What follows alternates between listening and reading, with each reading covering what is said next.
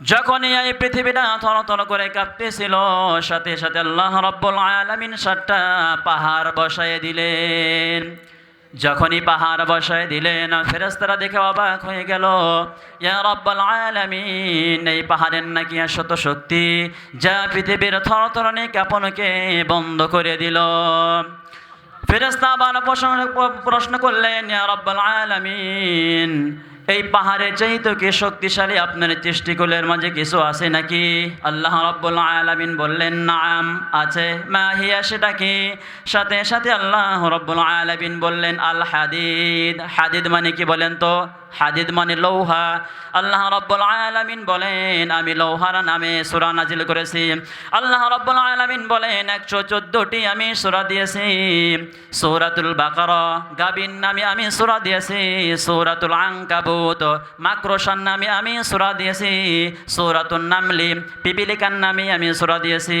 সূরাতুল মুহাম্মাদের নামে আমি সূরা দিয়েছি। সূরাতুল ইব্রাহিম, আমি ইব্রাহিমের নামে সূরা দিয়েছি। সূরাতুন নিসা, আমি মহিলার নামে সূরা দিয়েছি। আল্লাহ রাব্বুল আলামিন বলেন, আমি লোহার নামে তোমাদেরকে একটা সূরা দিয়েছি। সূরা হলো সূরাতুল হাদিদ। কেন এই লোহার সূরা আমি দিয়েছি? আল্লাহ রাব্বুল আলামিন বলেন, আনজালনাল হাদিদ ফীহি বাসুন শাদীদ। আমি লোহাকে নাজিল করেছি, লোহা কোনো মানুষের উপাদান নয়। কেন নাজিল করেছি শুনে রাখো। ওয়া মানাফিউ লিন্নাস, যা মানুষের জন্য কাজে লাগবে। লোহা মানুষের জন্য কাজে লাগবে কি লাগবে না বলেন? আল্লাহ রাব্বুল আলামিন বলেন, গাড়ি বানাইতে লোহা লাগে, বাড়ি বানাইতে লোহা লাগে, প্লেন বানাইতে লোহা লাগে। লোহা ছাড়া কিচ্ছু হয় না। ফেরেশতারা আবার প্রশ্ন করলেন, ইয়া রাব্বুল আলামিন, মাবুদ মাওলা, সর্বপ্রথম জানলাম পাহাড়ের শক্তি বেশি, এরপরে জানলাম লোহার শক্তি বেশি, এরপরে আপনার সৃষ্টিকুলের মাঝে শক্তিশালী কিছু আছে নাকি? আল্লাহ রাব্বুল আলামিন বলেন, নাম আছে। মা হিয়া, সেটা কি? সাথে সাথে আল্লাহ বললেন, আন্নার। নার মানে কি বলেন? আগুন। নার মানে কি? আগুন। আগুন লৌহাকেও গলিয়ে দেয়। সুবহানাল্লাহ, আল্লাহু আকবার। আবার ফেরেশতারা প্রশ্ন করলেন, হাল মিন খালকিকা আশাদ্দা মিনান নার। ইয়া রাব্বাল আলামিন, মাবুদ মাওলা, এই আগুনের চাইতেও কি আপনার সৃষ্টিকুলের মাঝে শক্তিশালী আছে কি কিছু আছে নাকি? আল্লাহ রাব্বুল আলামিন বলেন, নাম আছে। মা হিয়া, সেটা কি? সাথে সাথে আল্লাহ তাআলা বললেন, আল মাউন। আল মাউন শব্দের অর্থ কি? চিল্লায় বলেন, পানি। ফেরেশতারা জিজ্ঞাসা করলেন, পানি আগুনকেও নিভিয়ে দেয়, ঠিক কিনা বলেন? পানি মারলে আগুন চলে যায়। সুবহানাল্লাহ। ফেরেশতাদের প্রশ্নর শেষ হয় না, আল্লাহর উত্তরেরও শেষ হয় না। ফেরেশতারা আবার প্রশ্ন করেন আল্লাহ তাআলাকে, ইয়া রাব্বুল আলামিন, এই পানির চাইতেও শক্তিশালী আপনার সৃষ্টিকুলের মাঝে কিছু আছে নাকি? আল্লাহ রাব্বুল আলামিন বলেন, নাম আছে। সেটা কি? সাথে সাথে বললেন, আর রিহ। রিহ মানে কি বলেন? বাতাস। বাতাস যখন স্রোতের বেগে চলে, সাগরে ঢেউ খেলে, নদীতে ঢেউ খেলে কি খেলে না? ফেরেশতারা সব বললেন, ইয়া রাব্বুল আলামিন, সর্বপ্রথম জিজ্ঞাসা করলাম পাহাড়ের শক্তি, বুঝতে পারলাম। এরপরে শক্তি হয়েছে লোহার শক্তি, এরপরে শক্তি হলো আগুনের শক্তি, এরপরে শক্তি জানলাম পানির শক্তি, এরপরে জানলাম বাতাসের শক্তি। ইয়া রাব্বুল আলামিন, মাবুদ মাওলা, আমাদের জানতে বর্তমানে চাই, পানি বাতাসের চাইতে কি শক্তিশালী কিছু আছে নাকি? একটা জিনিস আছে, সেটা হলো আশরাফুল মাখলুকাত। সুবহানাল্লাহ। মানুষ যদি মানুষ হয়, সেটা ফেরেশতার চাইতে দামি হয়ে যায়। মানুষ যদি মানুষ না হয়ে মানুষ হয়ে যায়, সেটা কাল আনআম হয়ে যায়। আল্লাহু আকবার। মানুষকে আল্লাহ তাআলা অসাধারণ শক্তি দিয়েছে, অসাধারণ মেধা দিয়েছে। মানুষ চাইলে অনেক কিছু করতে পারে কি পারে না? চিল্লায়ে বলেন। সেটা যদি মানুষের মতো মানুষ হয়, সেটা ফেরেশতাকেও কি মানায়? হার মানিয়ে যায়। এই জন্য মানুষের কি অনেক সম্মান দিয়েছেন কে? আশরাফুল মাখলুকাত। পৃথিবী যখন আল্লাহ তাআলা বানালেন, এখন মানুষের দরকার আছে না না? আছে না বলেন? মানুষের দরকার আছে না নাই? আল্লাহ রাব্বুল আলামিন বলেন, ওয়াইদ ক্বালা রাব্বুকা লিল মালাইকাতি ইন্নী জাইলুন ফিল আরদি খলিফা ক্বালু ওয়াতাজআলু ফিহা মান ইউফসিদু ফিহা ওয়া ইয়াসফিকুদ দিমা। আল্লাহ রাব্বুল আলামিন বলেন, হে ফেরেশতারা, চারজন ফেরেশতা নিয়ে করলেন, পরামর্শ করলেন, হে ফেরেশতারা তোমরা পরামর্শ দাও, আমি আদম বানাবো, আমি খলিফা বানাবো, আমি প্রতিনিধি বানাবো, তোমরা পরামর্শ দাও। এক ফেরেশতা বললেন, ক্বালু ওয়াতাজআলু ফিহা মান ইউফসিদু ফিহা ওয়া ইয়াসফিকুদ দিমা। ইয়া রাব্বুল আলামিন, নাবুদনাউলা, আপনি কেন মানুষ বানাবেন? এই মানুষ তো মানুষের সাথে ঝগড়া করবে, মানুষ মানুষের সাথে তো রক্তপাত ঘটাবে, আপনি কেন মানুষ বানাবেন? একটা গরু গরুরে মারে না, একটা বাঘ বাঘরে মারে না, কিন্তু মানুষ মানুষরে হত্যা করে কিনা বলেন? ফেরেশতারা পরামর্শ দিলেন, আল্লাহ তাআলা সাথে সাথে বলেন, ক্বালা ইন্নী আ'লামু মা লা তা'লামুন। হে ফেরেশতারা তোমরা শুনে রাখো, আমি যা জানি তোমরা তা জানো না।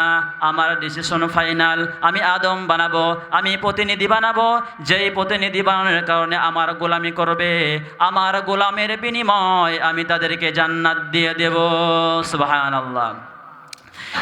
এরপরে যখন চারজন প্রসিদ্ধ ফেরেশতাকে ডাকলেন আল্লাহ তাআলা, তাদেরকে আদেশ করলেন, তোমরা জমিনে যাও, কাদা মাটি নিয়ে এসো। হযরত ইসরাফিল আলাইহিস সালাতু ওয়াস সালামকে জমিনে পাঠিয়ে দিলেন মাটি আনার জন্য।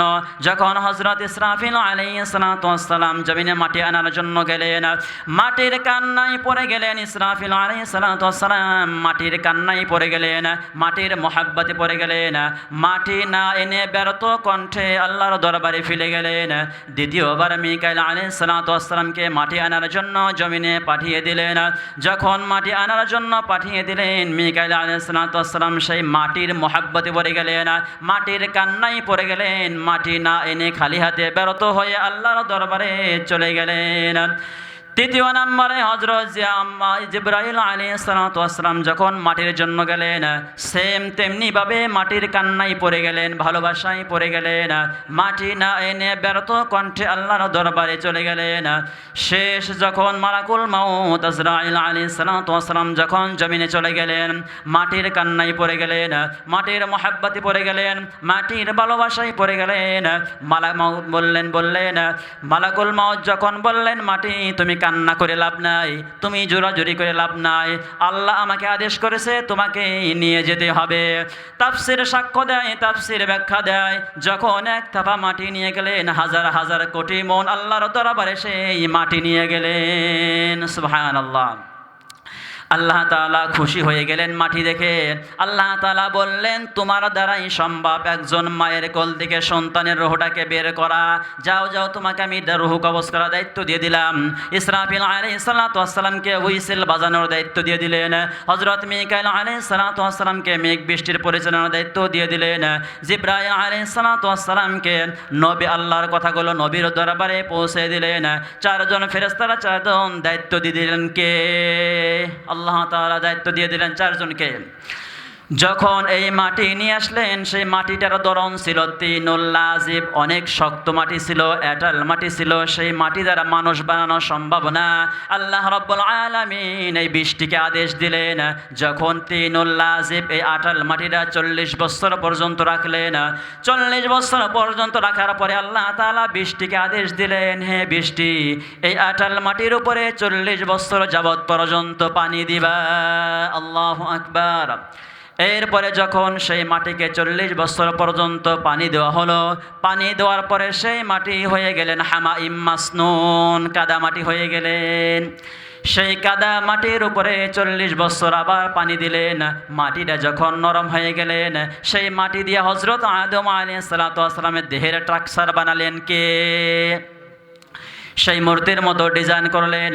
যখন সেই মূর্তির মতো ডিজাইন করার পরে সেই মাটিকে শক্ত করলেন, আবার সূর্যকে আল্লাহ তাআলা আদেশ দিলেন, হে সূর্য, এই আদমের উপরে তুমি কিরণ দিবা, তুমি এরকম শক্তি দান করবা।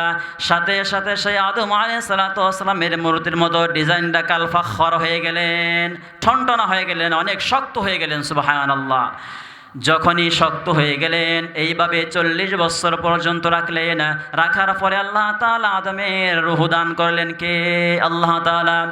মানুষ আসতে শুরু করলো, আদম আলাইহিস সালাম আসলেন, আমরাও আসলাম। এখন মানুষ বসবাস করব কিনা বলেন? এই দুনিয়াটা হলো একটা লালসাময় জীবন।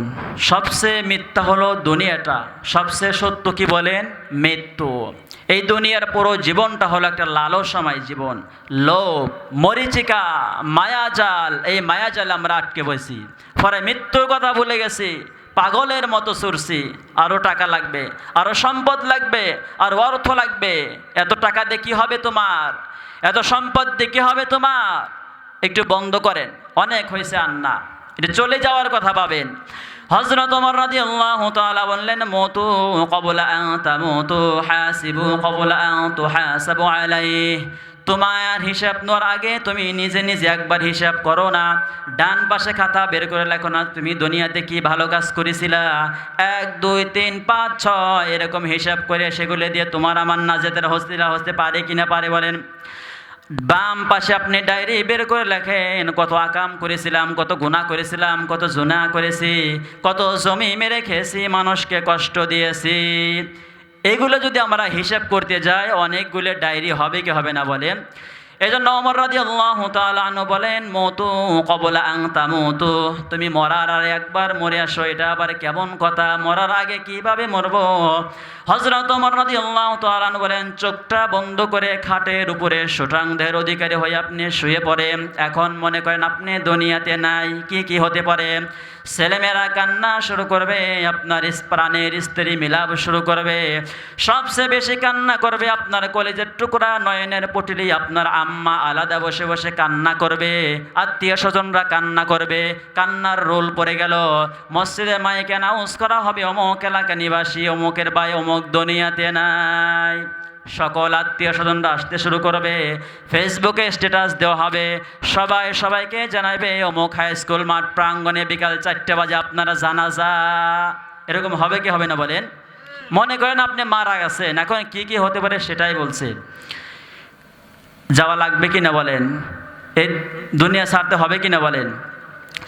এরপরে যখন আপনাকে কি করা হবে? গোসল দেওয়ানো হবে। কোন জায়গা আপনার গোসল দেওয়া হবে? দুনিয়াতে অনেক কষ্ট করে, অনেক স্ট্রাগল করে, নিজের দেহের তাজা রক্তকে পানি করে 5 তলা বিল্ডিং 10 তলা বিল্ডিং আমি আপনি করেছি। সেই শেষ গোসলটা কি বাথরুমের মধ্যে টাইস করার জায়গা হবে নাকি? আপনার গোসল হবে বড়ই গাছের নিচে, আপনার গোসল হবে 4 রাস্তার মোড়ে, আপনার গোসল হবে চোখের উপরে মশারি টানা, আপনার গোসল হবে। এরপরে আপনাকে গোসল দেওয়ানো হবে, এরপরে আপনাকে নামাজ পড়ানো হবে। 4টা তাকবীর দিয়ে আপনার নামাজ শেষ করা হবে। আল্লাহু আকবার, আল্লাহু আকবার, আল্লাহু আকবার। নামাজ শেষ করা হলো, অস্ত্রসিক্ত বিদায় আপনাকে সবাই দিয়ে দিবে। আগে থেকে খুঁড়ে রাখা কবরের মধ্যে, আগে রাখা কবরের মধ্যে আপনাকে বিছিয়ে দেওয়া হবে, সেখানে আপনাকে থাকতে হবে। আপনার আত্মীয় স্বজনরা চলে যাবে, সেখানে অন্ধকার আর অন্ধকার, ডানে অন্ধকার, বামে অন্ধকার, সামনে অন্ধকার, নিচে অন্ধকার, অন্ধকার আর অন্ধকার। এই অন্ধকার যেন কখনো শেষ হতে চায় না। এই জন্য আমাদের কবরে যেতে হবে কি হবে না বলেন? কবরের সামানা অর্জন করতে হবে কি হবে না? এই জন্য আমরা সকলে কি করব? কবরের সামানা অর্জন করব। আল্লাহ তাআলা আমাদের সকলকে আমল করার জন্য তৌফিক দান করো। যা কিছু বলেছি কোরআন হাদিস থেকে বলেছি, বানিয়ে কিছু বলি নেই। যদি আমার মনে অজান্তে স্লিপ অফটা নিয়ে মুখ ফেসকে বের হয়ে যায়, আল্লাহ তাআলা যেন স্লিপ অফ থেকে মুছায় দেয়। আল্লাহ তাআলা যেন আমাকে ক্ষমা করে দেয়, সকলকে আমল করার জন্য তৌফিক দান করো। এ পর্যন্ত আমি বর্ণনা শেষ করছি। আখির দাওয়ান আলহামদুলিল্লাহি রাব্বিল আলামিন। আসসালামু আলাইকুম ওয়া রাহমাতুল্লাহি ওয়া বারাকাতুহু।